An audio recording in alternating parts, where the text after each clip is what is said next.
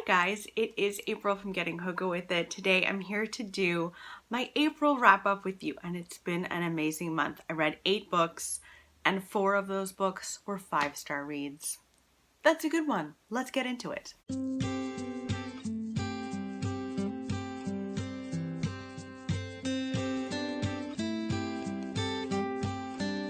So like I said, 4 of the books were 5-star reads. This is unheard of. And I'm so happy.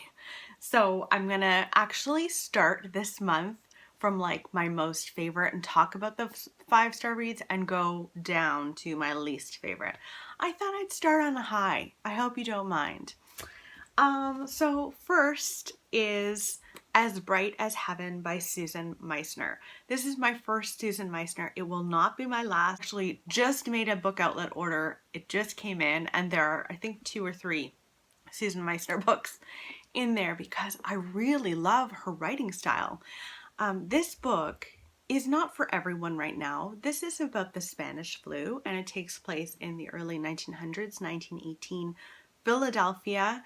I'm someone who likes to read about these things when we're going through something. I like to kind of explore it through books, maybe because it's a safe place. It's close enough, but it's far enough away because it's in pages and not in my life. Exactly. So yes, in this book we follow a family who are just so lovely. It's a family full of daughters and they move to Philadelphia, and of course the Spanish flu breaks out, and Philadelphia was really the hub of the Spanish flu, sadly, in America. And it is about their experience with the Spanish flu. They have moved to Philadelphia to help their uncle with his funeral home. So they're like inundated with this. And they also end up saving a child. They take in a little boy who whose family died of the Spanish flu, and they take him in. It's about these daughters, and we read from the perspectives of all of the girls as well as the mother. And it is about them moving to a new city. They've also moved to this new city after their own baby brother has died. And so the mother is very much grieving the death of her child, which you can imagine would be horrible. And it's about how helping people can help to heal your heart. Taking in this little boy that needs them also helps them. There are secrets in here that are revealed, and I really enjoyed the characters and the writing, and I really love Susan Meissner. At least this book I've really enjoyed. So I do recommend this very much if you are someone who can read this kind of thing right now. If you're not, wait it out and read it later. Read it later, that's okay. Next is Maybe You Should Talk to Someone by Lori Gottlieb. This is nonfiction, and this was fantastic. This is about a therapist. Lori Gottlieb is a therapist, and she goes to therapy. She breaks up with her boyfriend, or he breaks up with her rather, and she has a really hard time with it. She thought that he was the one that she was going to end up with. And he breaks up with her because he doesn't want to have to be around a little kid. She has an 8-year-old boy. I mean, he knew that, you know, a little boy came with the package basically. So she feels very confused and slightly betrayed, and she goes to therapy to work it through. And it's fantastic because of course, there's always so many other layers and so many other things going on with a person than what they go to therapy for. Most of the time, there's a lot of layers to people, and she works through those layers, and I cared about her. I wanted her to do well. Now, in this book also, you're following her as a therapist, and you meet some of her patients, and some of them are like horrible people. At the beginning, there's a guy in here who treats her so improperly. He's so rude and dismissive, and sarcastic, and I just hated him. I was like, why are you helping this guy? But of course, that's her job. And you see people, you know, work through their issues with her as well as she's alongside her working through her own issues. I just thought it was brilliant, and I want to read more by Lori Gottlieb. I think she's written a couple of other books, but they're self-help books. This is more of a memoir kind of. I just loved every second of reading this.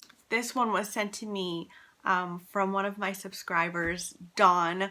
Thank you so much. I loved this book. It was on my Amazon wish list, and she picked it up for me, and I'm so glad that I read this. It was amazing.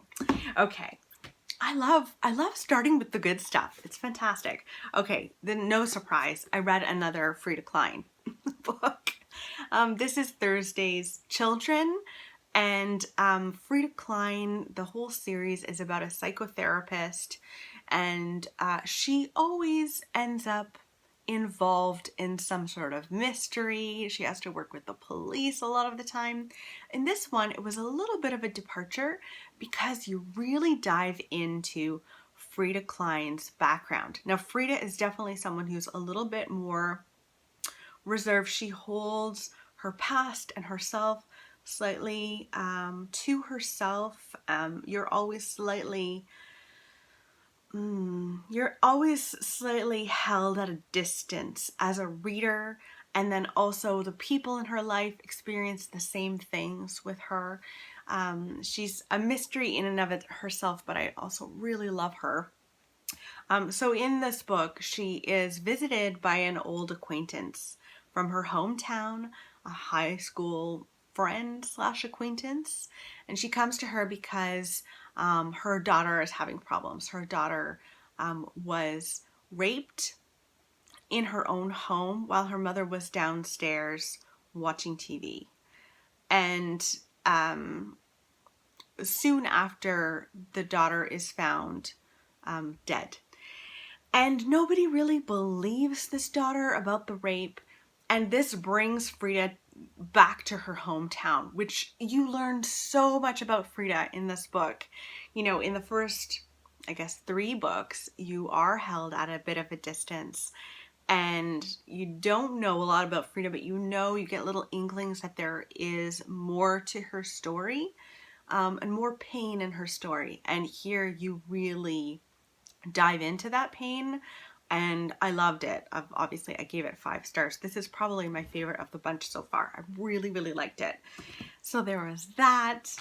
And then last of my 5-star reads is Queenie by Candace Carty-Williams. Oh my gosh. Queenie felt like a real person in a way that I haven't experienced a ton in books. Like, I really feel like out there in the world somewhere, Queenie is walking around. This follows a Black woman living in London. She is a journalist. I think she writes for a magazine. And she's not doing amazing at her job. She also has just had a big breakup with a boyfriend who has told her, we need to go on a break. And this is like one of those breaks that you know is going to be everlasting, but she's like clinging on to hope that they'll get back together. In any case, during the break, she ends up having sex with a lot of people, a lot of men who treat her horribly. This is something that if you dated in the past and allowed yourself to be treated badly and kind of put up with it, this is going to be a bit triggering for you. I felt uncomfortable, like the pit in my stomach. It brought me back a little bit to some dating days, you know, where you're like waiting for the guy to text you or whatever, and like you're on pause, and I haven't felt that pit in my stomach in years, and it came back reading this book. This was unbelievable to me. I do hope for most of you out there that you haven't allowed yourself to be treated horribly. And, you know, maybe you won't understand this. hope you will, but I imagine if you haven't experienced that, you probably won't have that same pit. And I hope that you don't, because it's horrible to be treated this way. Anyway, this is her journey to self-respect. And I loved Queenie. I mean, she really is a person to me and not a character, almost. She was that well fleshed out, and I cannot believe, I think this was Candace Carty-Williams' first book. One more thing about this, a lot of people say that this is like the Black Bridget Jones, and yes, there are elements to that. I mean, she has a group of friends that she calls the Corgis. I really loved that. There is a little bit of humor, but I would say this is a darker version of Bridget Jones, a more realistic version of Bridget Jones, less of a romantic comedy, more of a contemporary book, and I adored it. Oh my gosh, can't recommend that enough. A 4-star read that I enjoyed very much was The Giver of Stars by Jojo Moyes. Did I just say stores? The Giver of Stars by Jojo Moyes. This is a historical fiction book that was kindly sent to me by Penguin Random House Canada. They really spoiled me recently, and I'm very appreciative.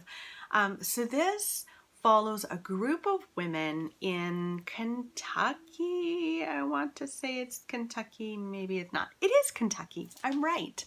It's about a group of women who join this project that Eleanor Roosevelt has to create a traveling library. Essentially, it's a literacy program and did exist, and it was meant to bring literature and reading to all sorts of people in rural areas that don't often have access to books. So this group of women go on horseback and they ride out and bring books to people, and of course they get to know these people more. Some of the people have lived there all their lives, and then some of the people are new. Like one of the women, Alice, moves from England to marry this man, and the marriage is interesting. Another person has lived there all her life, but she is a different kind of woman, like not what you would expect at this time. She's more of a feminist, and it's about their story. It's about friendship. It's about books and the love of books, and I really enjoyed this book. It wasn't 5-star for me because I didn't think the writing was quite at that level, and it could be a little bit corny sometimes, but I did really like it. I didn't know that Jojo Moyes wrote historical fiction, and also in a book outlet order that I made, there is a Jojo Moyes in there, another historical fiction, because I had no idea, and this is very exciting development. So yeah, I really recommend The Giver of Stars. 3-star read. This is slightly embarrassing, but I read The Selection by, I think it's QUARANTINEATHON. This is YA, and it's a whole series, and this is absolutely The Bachelor meets The Hunger Games. Like, I think this author literally thought, I'm gonna like combine these two things. Now, I watched The Bachelor, and it is kind of on hiatus. There's this whole singing bachelor thing going on right now, which I'm just not enjoying. So, but it's on hiatus because of COVID-19. So this is giving me a little bit of a hit of that and what I'm missing in my life. But yeah, we follow a woman, or we follow a girl. She really is a girl. She's a teenager.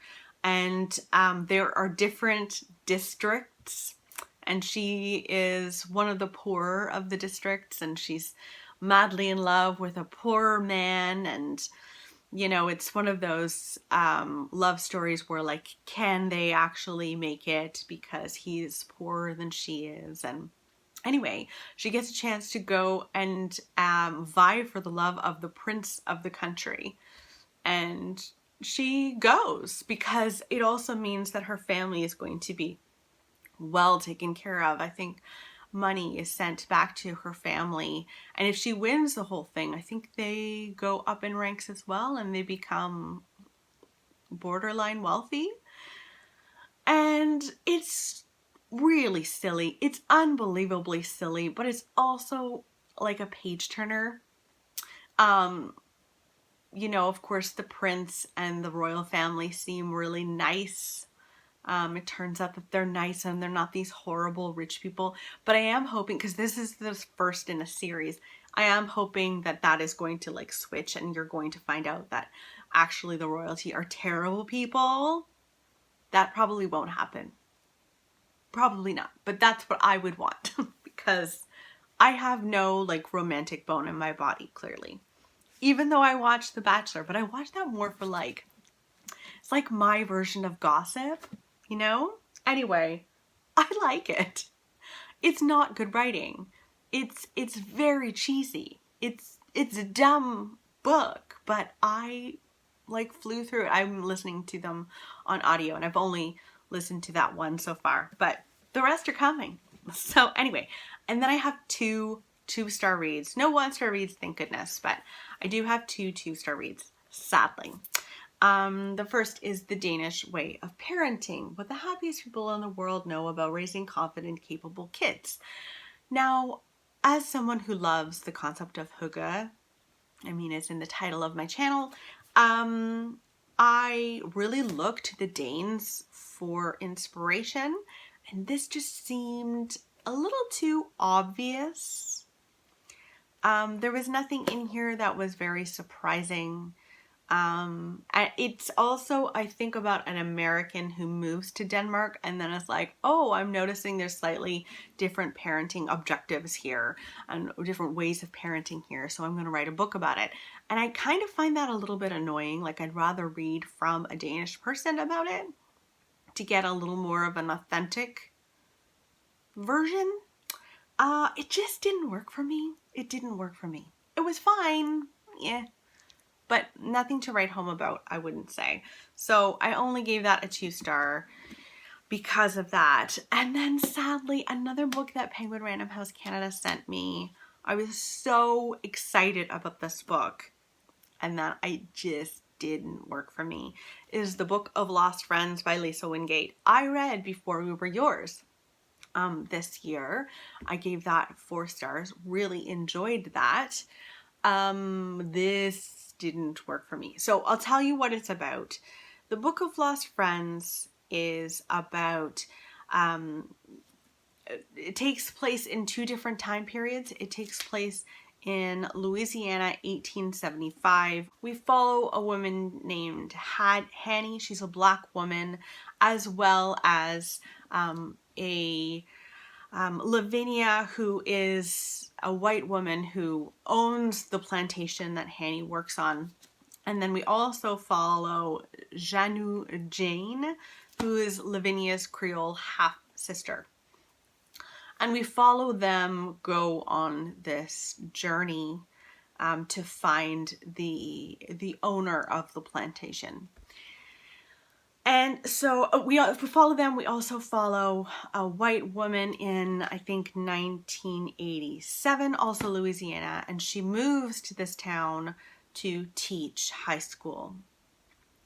And okay, so this is written by a white woman, and I was really hoping she was gonna stick with white people and not write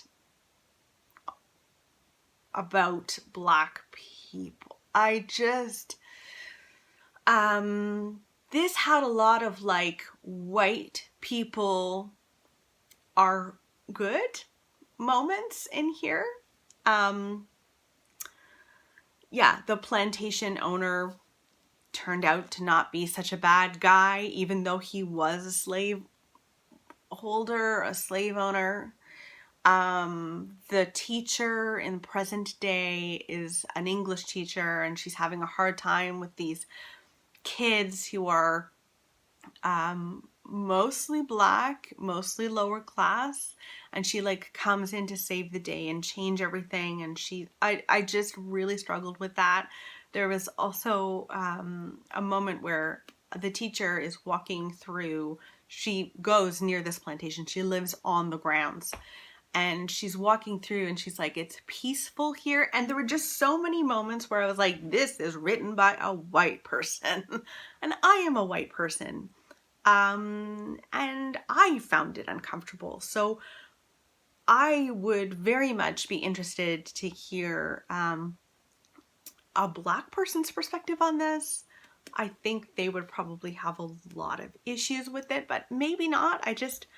There were lots of moments where I was like, oh no, okay, I'm uncomfortable. And so like halfway through, I started to kind of skim because I was just not enjoying it. I also didn't feel like the characters were fleshed out. Oh, another thing that I really felt uncomfortable with.